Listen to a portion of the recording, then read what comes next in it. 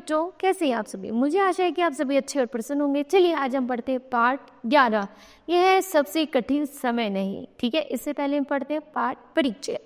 पाठ परिचय प्रस्तुत कविता में कवियत्री ने आशावादी बनने की प्रेरणा प्रदान की है।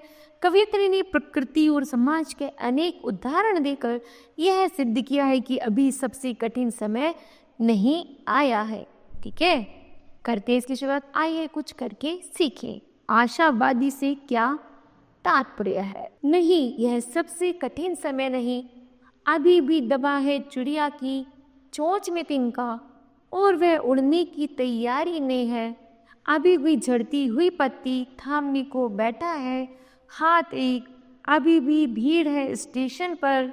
अभी भी रेलगाड़ी जाती है गंतव्य तक।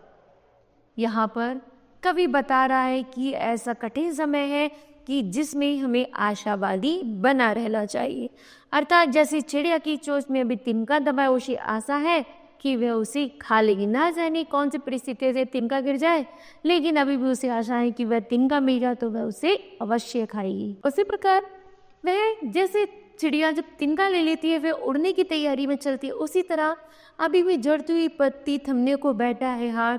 और जो पेड़ की जो पत्ती है वो बिल्कुल लास्ट पॉइंट पर अटकी हुई है और सोच रहे कि शायद ये पत्ती जो लटक रही है अगर वो गिर गई तो उसे थामने के लिए उसने अभी भी टहनी का हाथ पकड़े हुए हैं। अभी भी भीड़ है स्टेशन पर। अभी एक रेलगाड़ी जाती है गंतव्य तक, क्योंकि रेलगाड़ी स्टेशन पर इतनी भीड़ है क्योंकि सभी को आशा है कि रेलगाड़ी आएगी और सब लोग अपने गंतव्य तक पहुंच जाएंगे।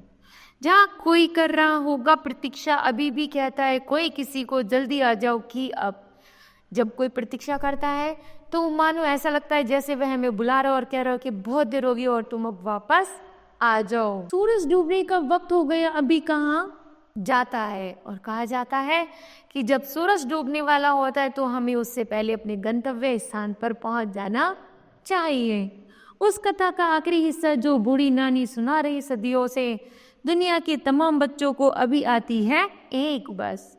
और बूढ़ी दादी माँ सुनाती, जब बस आती है ऐसा लगता है सभी यात्रियों को जैसे उनके गंतव्य तक पहुंचने के लिए कोई भगवान ने उड़न खटोला भेज दिया। वह उस पर चढ़ेंगे और वह अपने गंतव्य तक पहुंच जाएंगे। अंतरिक्ष के पार की दुनिया से लाएगी बचे हुए लोगों की खबर।